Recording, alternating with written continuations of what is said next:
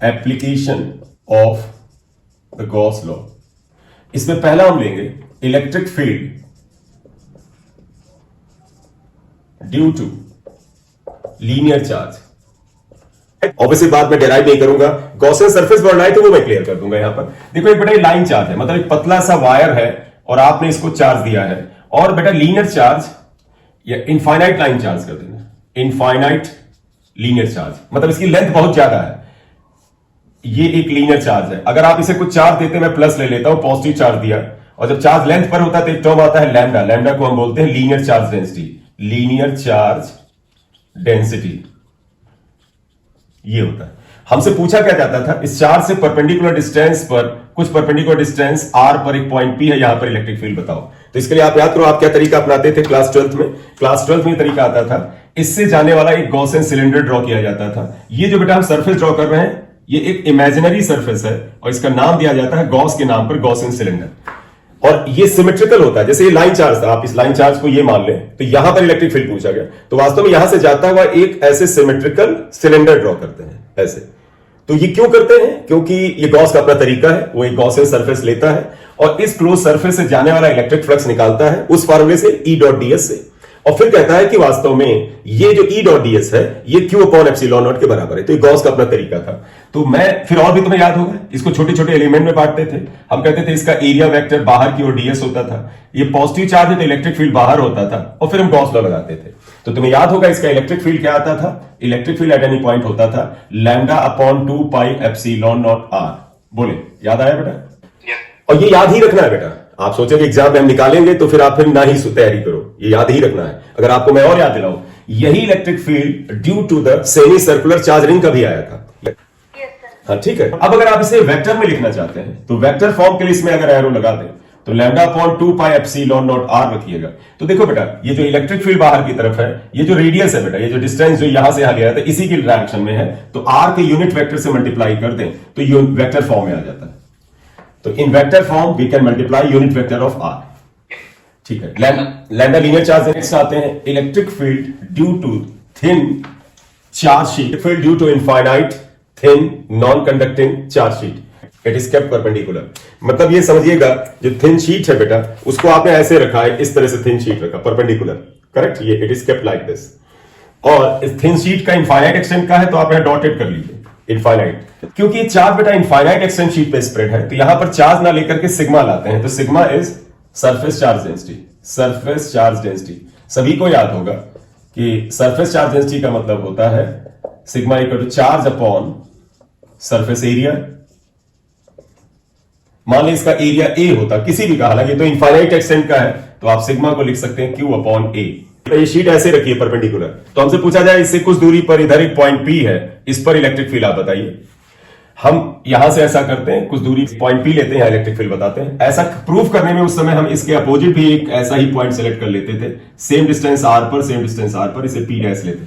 फिर आपको याद होगा यहां से भी एक गॉसियन सिलेंडर इसको कट करते हुए ड्रॉ करते थे, ऐसे गॉसियन सिलेंडर ड्रॉ करते थे और उससे जाने वाला इलेक्ट्रिक फ्लक्स फाइंड आउट करते थे। Anyways, P is the point या P' is the point at distance r where electric field is needed. तो देखिएगा, P और P' is the point at distance r, ये P लें या P' लें, at which electric flux is needed, sorry electric field, at which electric field is needed, क्योंकि हमें जरूरत तो इलेक्ट्रिक फील्ड की होती है, करेक्ट।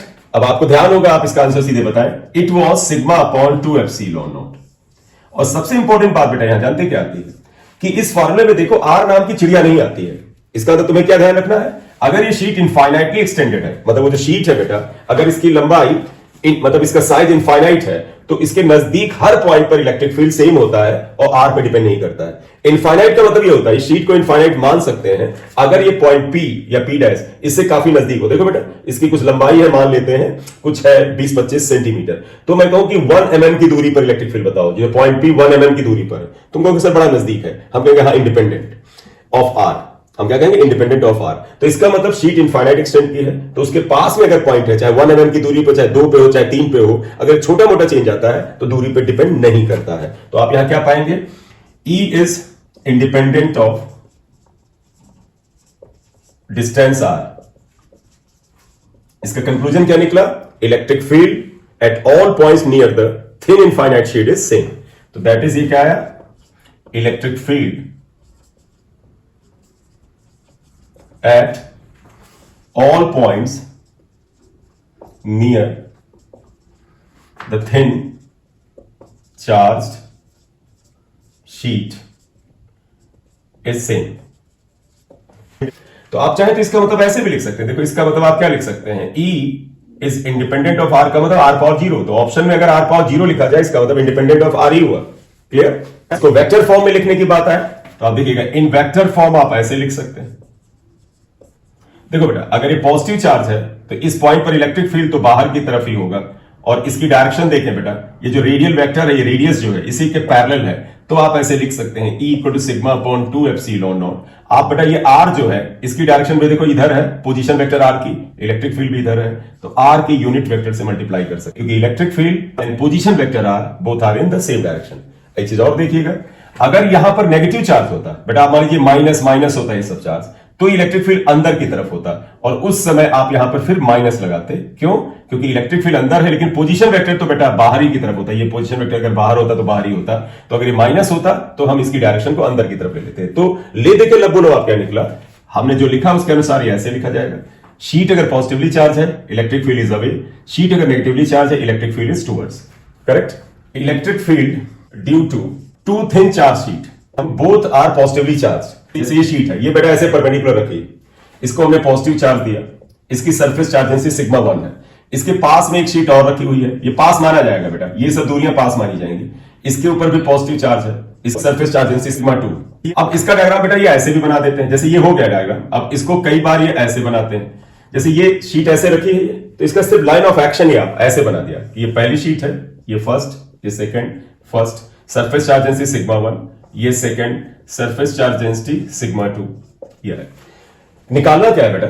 हम 3 पॉइंट पकड़ते हैं, इन दोनों के बीच में एक पॉइंट P है, एक पॉइंट P1 ये बाहर है, या P2 बाहर है, एक पॉइंट P1 ये बाहर है। तो इन पॉइंट्स पे इलेक्ट्रिक फील्ड हमें बता। तो 3 पॉइंट है P, P2 एंड P1। यही चीज यहां रख लो, देखो यही पॉइंट P को ये रिप्रेजेंट करता है, ये P2 हो गया और ये P1 हो गया।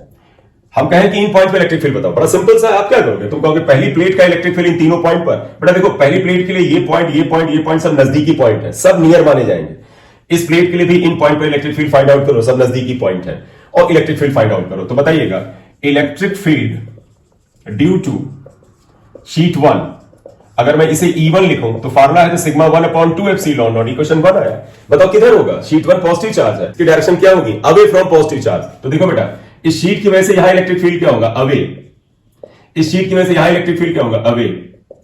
और इस शीट की वजह से इस जगह इलेक्ट्रिक फील्ड अवे इधर होगा, E1। बोले क्लियर बेटा? ठीक, अगला आइएगा। अब आइएगा due to sheet 2, 2 number sheet की वजह से इलेक्ट्रिक फील्ड आएगा सिग्मा 2 अपॉन 2 एप्सिलॉन नॉट। बेटा ध्यान से देखिएगा। अच्छा देखो बेटा, शीट 1 की वजह से इलेक्ट्रिक फील्ड इस डायग्राम में बना दिया है, इसी डायग्राम का ये अलग रिप्रेजेंटेशन है, यहां पे बना दे। बताओ, ये शीट 1 पॉजिटिव चार्ज थी, ये पॉजिटिव चार्ज ये भी थी, तो इसकी वजह से इलेक्ट्रिक फील्ड अवे, शीट 1 की वजह से यहां पर अवे, इस शीट की वजह से यहां पर भी अवे। तो ये मैं केवल इसी डायग्राम को 2 बार बना रहा हूं अलग अलग तरीके से, और कुछ नया नहीं है। शीट 2 की वजह से इलेक्ट्रिक फील्ड क्या होगा? देखो 2 नंबर शीट ये है, इसकी वजह से इस पॉइंट पर इलेक्ट्रिक फील्ड अवे। अवे का मतलब इस शीट से बाहर की तरफ, इस शीट की वजह से यहां पर इलेक्ट्रिक फील्ड देखो, इस शीट से अवे, यानी ये अगर मैं इधर लेता तो टुवर्ड्स होता, इसी वजह से इसकी वजह से यहां पर इलेक्ट्रिक फील्ड अवे। यही चीज ये बना दो, देखो इसकी वजह से इलेक्ट्रिक फील्ड यहां अवे, यहां पर अवे, और यहां पर भी अवे है। अब आप गौर से देखिए, P पॉइंट जो अंदर है इस पे देखो, ये इलेक्ट्रिक फील्ड एक दूसरे के अपोजिट है, ये दाहिनी बाई तरफ, ये दाहिनी तरफ। देखो P पॉइंट जो अंदर है, यहां पर इलेक्ट्रिक फील्ड अपोजिट है। तो देयरफॉर बताइएगा EP कितने के बराबर होगा? पहला पॉइंट EP इक्वल टू आएगा E1 माइनस E2, जो भी बड़ा हो, मान ली E1 E2 में से कौन बड़ा है, तो यह आएगा sigma 1 upon 2 epsilon not, sigma 2 upon 2 epsilon not. तो बेटा EP, P पर इलेक्ट्रिक फील्ड आएगा sigma 1 minus sigma 2 upon 2 epsilon not. ये आता है, इसे इक्वेशन x1 लिख लो। अगर दोनों की सरफेस डेंसिटी सेम है, सिग्मा 1 सिग्मा 2 सिग्मा के अगर बराबर है, मान लीजिए sigma 1 equal to sigma 2 equal to sigma, therefore EP equal to 0 आ जाता है। क्यों बेटे? ये दोनों बराबर होंगे तो कैंसिल होंगे, 0 आएगा। बोले इतनी बात समझ में आई सबको? ठीक, तो सिर्फ एरो बना लो। देखो ये एक दूसरे के अपोजिट है, सब्ट्रैक्ट हो गए। लेकिन आप गौर से देखिएगा, P2 पर इलेक्ट्रिक फील्ड देखो दोनों दाहिनी तरफ है, ऐड होंगे। P1 पर इलेक्ट्रिक फील्ड दोनों बाईं तरफ है, ऐड होंगे। तो यानी P1 और P2 पर इलेक्ट्रिक फील्ड क्या आएगा? अब आप इसे जरा देख लेना। 2 देखो EP1 और EP2 पर इलेक्ट्रिक फील्ड आएगा E1 प्लस E2 से, और वो आ जाएगा sigma 1/2 epsilon not plus sigma 2/2 epsilon not. तो that would be equal to sigma 1 plus sigma 2/2 epsilon not. ये इक्वेशन x2 आ जाएगा ये।